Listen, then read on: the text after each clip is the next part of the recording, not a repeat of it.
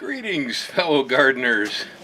We're having another one of those wonderful Hawaiian mornings here in Puna.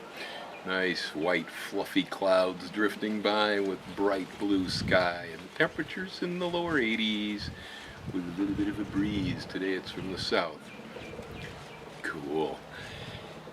So I have found that there are quite a few people who have been watching my videos and feeling inspired perhaps that they would like to live in Hawaii. I've gotten quite a few comments and questions about that, and people contacting me to a certain extent, I guess, because I love to play my guitar, sing, dance around, and then tell stories. I feel just a little bit like the Pied Piper here. For real, I had never planned to end up in Hawaii. Okay, so just for my own personal history on this was not a plan by me. It was serendipitous. One thing led to another, and I think mainly the California real estate boom, which jumped some of the property I was looking at over there by 300% overnight. It sent me running with my tail between my legs, and suddenly friends of mine had said, geez, Bill, you should really go look at the Big Island, Well, when two people that don't know each other are both telling me the same thing in two different ears, I usually believe that this was more or less meant. And so one thing has led to another, and here I am. It seems more like for me that Hawaii called me here, that there's a niche here for me to fill. That's a definite. Alaska and Hawaii, both being two newest states and the most outlying territory in the U.S., do have a few things in common. Not the weather, but of course grand scenery for sure. Lots of fish, and there's a bunch of things, but the cultures do definitely have one thing for sure. One would be that there's a pioneering spirit, particularly in the outlying areas of Hawaii, like Puna down here. You have people that will live off the grid, people who catch their own water, people who grow their own food, people who hunt and fish and so on. Very much like you find in Alaska, although Alaskan life is a lot harder than Hawaiian life. Okay, things here are pretty easy in general.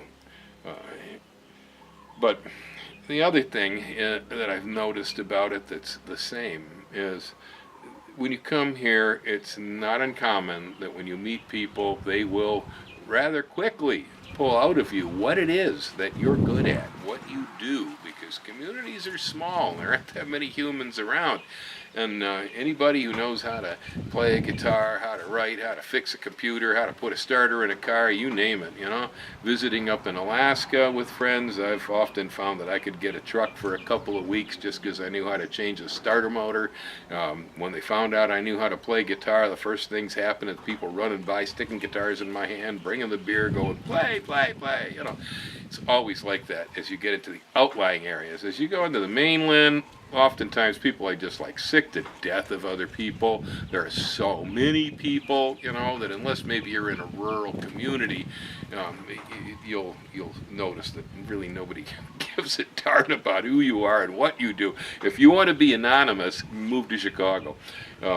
I lived there for quite a while. On the other hand, if you want everybody knowing what it is that you do, move to Hawaii. Hawaii is very much a small community here. We have an island on the Big Island that's 4,000 square miles. In that 4,000 square miles, we only have about 200,000 people. It's pretty wide open. There's a lot of wilderness here. Most of the people tend to be in certain locations here in Puna. A lot of them live in the southeastern part, down in the subdivisions. So that's it. Next thing, if you plan to come to Hawaii, whether you're visiting or whether you want to live here, learn to live aloha. Learn to live aloha. That one thing is probably the most wonderful thing about living in the Hawaiian Islands. The Big Island, and particularly the Hilo side over here, is really good at living aloha, which basically means a spirit of acceptance, a spirit of tolerance, a spirit of welcoming others. That's why Hawaii is such a great tourist place, and people come here from all over the world. Hopefully the tourists won't burn the aloha out of the folks on Oahu, because it's getting pretty crowded over there. It's like the Los Angeles of the Pacific, and people are starting to blow their minds and having road rage just like they do in LA. But not so much here on the Big Island. We don't have a freeway. Most of the island's 2-lane roads. It's pretty casual. If you got a pair of flip-flops and some cutoffs and some kind of a t-shirt, you're probably dressed well here. And so I do meet people who come here from the mainland who don't get it. Okay, they just don't get the aloha spirit. This is definitely not a place to come if you have a problem with mixed-race individuals. People in Hawaii are generally extremely mixed. They will identify themselves as Portuguese Hawaiian, Puerto Rican Hawaiian, German Hawaiian, and on and on and on. Japanese Hawaiian, very common here, Filipino Hawaiian, and then Japanese Hawaiian married to Filipino Hawaiian families who have an uncle who's a Portuguese Hawaiian, and so on. And so it's very mixed. Finding people who have red hair, green eyes, with a last name of Nakanishi, and children who all have Hawaiian names is very common here. I believe the best thing to be said about it is nobody comes here and stays without becoming Hawaiian. It's not to say this is paradise. Paradise is a state of mind. People get drunk, people fight, people shoot each other over girlfriends, blah, blah, blah. You can get your car broken into here if you got something valuable sitting on the seat, and so on and so forth. So it isn't heaven. But I would say that in general, it's easier to live here with less crime and less fear than any place I've ever been in the United States. The other consideration is there really is such a thing as island fever. Okay, I'd say there's two kinds of it, but the most well-known variety is the one where people will come to the island, they suddenly realize they're on an island, and all you can do is drive in circles. When they say, which way's the ocean? You go, because it's everywhere. There's no way off the island except by boat or by plane. And so for a lot of us, if you're the sort of person who has a perfect day when you never have to get in your car, okay, if you're that kind of person, you probably like this place. Otherwise, if you feel constantly like you need to run to the store, you got to go to the movie, you got to go here, you got to go there, you'll burn out. Eventually, you'll find yourself driving in mad circles around the island and then having to get on a plane and get out of here because you'll feel trapped. And so you are not well suited to life in this island if you feel claustrophobic by being on a spot that you cannot get off of by conventional means, by driving, by walking. So that's the consideration, and probably the only way you'll know who you are is if you come here and give it a try. For me, when I first came here, it was the first time in my entire life that I have ever actually felt at home anywhere. The art, the music, the weather, the scenery, the ocean, the reefs, the slide guitars. Oh God, the Hawaiian slack key guitars. The coffee. Oh, it's the only state where we grow coffee. The fact that dance is still something that everybody does here, and it's part of the culture. The fact that the culture is an aloha culture, where we're accepting and we're bringing in people, and we have the term ohana, which is Japanese. The ohana means family, bringing people into a family unit. That exists here, and if you like those ideas, you belong here. You'll like it. And you're probably going to have to like helicopters if you live in Puna, because everybody and their brother wants to get on a helicopter and go see the lava. And so that's the noise in the background. Hawaiians love dogs. And if you don't like listening to dogs go in the middle of the night because a pig came into the yard or something, well, you might have a problem there too. Agricultural sounds here are raucous. There are roosters everywhere. Some people actually still raise the darn fighting cocks, and they can get very noisy. Another helicopter. Yeah, we have coqui frogs here too. They came in from Puerto Rico in a load of Dracaena cuttings, and boy, they're noisy little son of a guns too if you get enough of them around the house. So, in general, it is not a very quiet place to live. Dogs, cows, roosters, chickens, frogs, helicopters. In my case, I'm living off of a county road over here by my own choice because I wanted a place that was easily accessible for people because I run business. Well, I got a couple of subdivisions that go by to get in and out of that place every day. So, be cautious about where you position yourself. On the other hand, there's a lot of roads on this island that are private. Oh boy. And most of them are junk. Okay, they're just awful. And so if you're thinking about retiring, for instance, you probably don't want to dig yourself way back into one of these subdivisions. I'm telling you, there are subdivisions that have good roads in them, and so it's location, location, location. If you're young people, then actually the median age here in Puna is only 35 years old. That's a young crowd. I'm a geezer here, man. I'm 30 past that, easy. But yeah, if you're a young person and you want to live way back out in the Tuoles, off the grid, away from the water, and so on, catching water from sky, running solar voltaics, and so on, to live on, you can do it here. You can get lost out there in the rainforests, and no one will ever notice you. There are a lot of people that live that way here. It's not uncommon. Me, I discovered years ago there was no running from society or from anything. I stopped trying to isolate myself, and instead I put myself in the middle of everything. That's why I'm here on this camera. That's why I'm on a busy county road and so on. My life was just plain easier when I stayed exposed rather than trying to hide. People will usually either figure out or just go ahead and guess whatever it is that you're up to most of the time here anyway, because I say communities are small. Hiding is not easy. It's not desirable either. You really want to integrate with the community. I have a part here. Most of my neighbors all live on lava and rock. I live on deep soil. What that means is Bill has fruit and vegetables all over the place, real easy for me to grow. My neighbors don't have so much.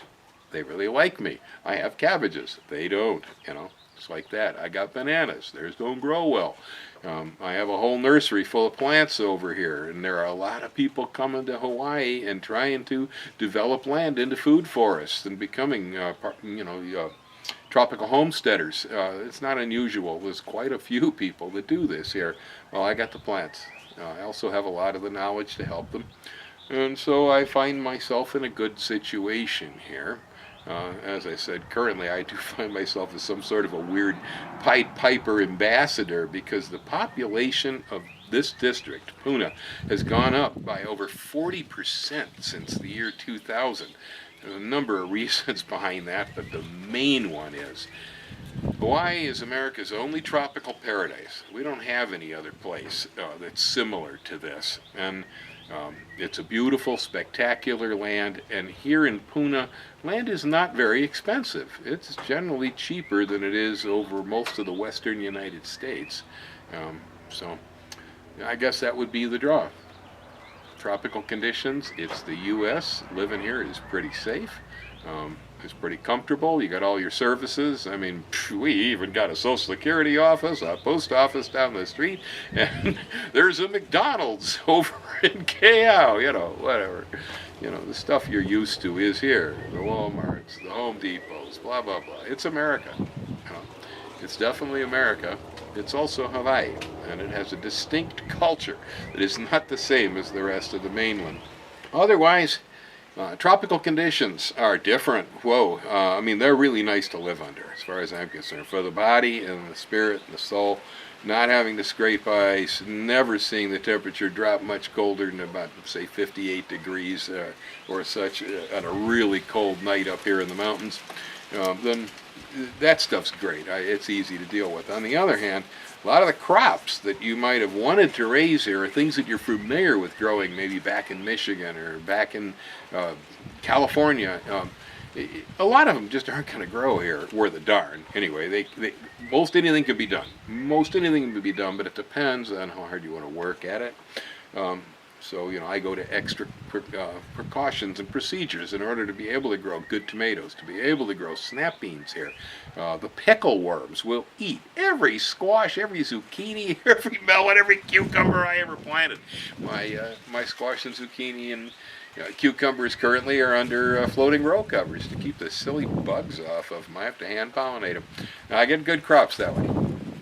Or I suppose if you were the kind of guy who was going to use constant regimes of insecticide, maybe you could do it too, but it's just better to use a barrier on some things. Otherwise, adjusting the foodstuffs is my suggestion. If you've been living on wheat and you've been living on barley and so on, there's these sorts of cereal grains for carbs, and you might want to consider getting used to things like kalo, or we call it taro. That's been traditional carb here on the island, and it grows really well in Hawaii, and the leaves are really good to wrap food in and cook it too for lau. The sweet potato got here about 500 years or so ago with the connections between South America and the Polynesians. The sweet potato made it here, and it allowed Hawaiians to work on the dry sides of the islands too. Previously, they could only grow stuff on the wet sides because of the kalo. But sweet potato is a really, really good form of carb here.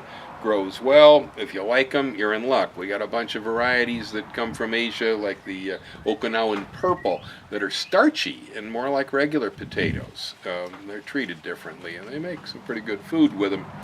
Oh, corn actually grows really well here. Good news. I find that it loves this place, but of course corn was a tropical plant at one point in time, despite the fact we grow it all across the Midwestern Corn Belt. Soybeans also do fairly well around here, again, in tropical Asian legume. Pineapples are great. Apples are hard. Citrus is pretty easy if you want to feed it. Grapes are difficult. On and on and on. And so adjusting your diet to the crops is my suggestion if you plan to food forest and homestead here. Otherwise, you may find yourself rather unhappy. So learn from the locals as far as what it is that actually does thrive in the environment, or teach yourself how to grow more difficult crops here that you were used to. But in general, get with the bananas, get with the taro, get with the sweet potatoes, grow the tropical fruits that raise here and so on, and learn to love them. It's the easiest way, at least, to get by on the island. Otherwise, you're going to find yourself down at Safeway buying crummy stored apples that were grown in Washington State last year.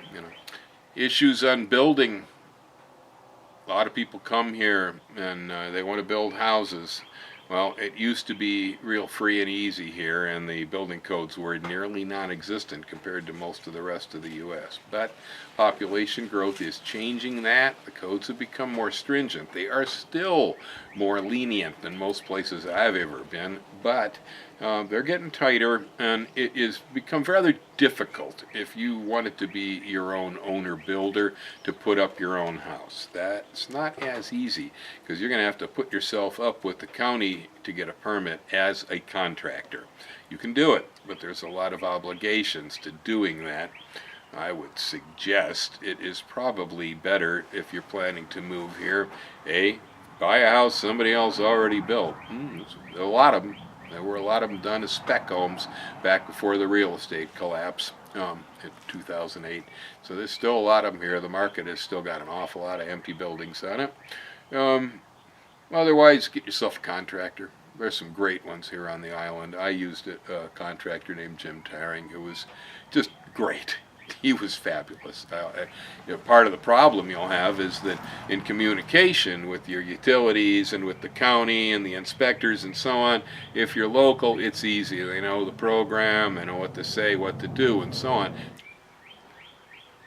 Most of the land here is zoned ag, or that is agricultural, and in Puna at least it is, and that gives there's a lot of benefits to having an ag zone. One is that anything the farmer raises on agricultural land in Hawaii is allowed to be sold on the property without any special paperwork whatsoever. This is a wonderful thing. Hawaii supports small farmers. Fruits, vegetables, products made on the farm. I mean, even if you're making wicker furniture or something out of guava, again, that's permitted. You don't need any special permits or licenses to sell those things here on your property. Once you start leaving the property and putting it up at the farmer's market and stuff, then there's a few more hoops. The hoops are generally fairly small, but ag land definitely has its advantages.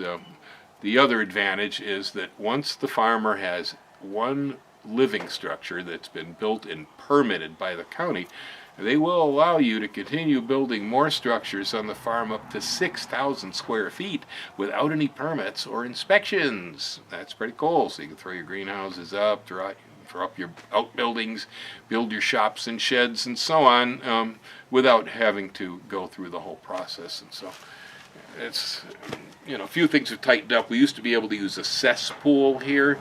I'm grandfathered on that one. Now you're going to have to get a septic tank. That's more expensive, and you'll have to have it pumped out periodically. But the mindset down in Puna is, heck with the government and the permits and the inspectors, and it's just not part of the basic mindset here. And so a lot of people just put up their houses. It just happens.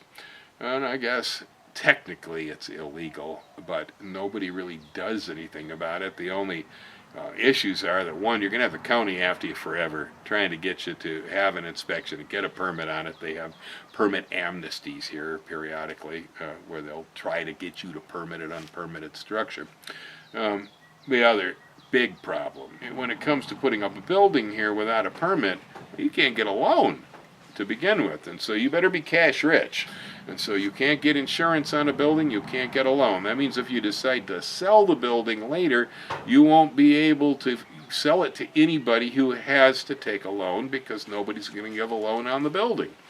And, like I said, I got a lot of requests from people to talk about what it's like to live here and, about moving here and so on. So this is just a start. I throw it out there for conversation. If anybody's got more questions, get a hold of me. Maybe we'll carry on with some of the other more specific subjects about what it's like to live in paradise in the future. Aloha, hang loose, happy gardening.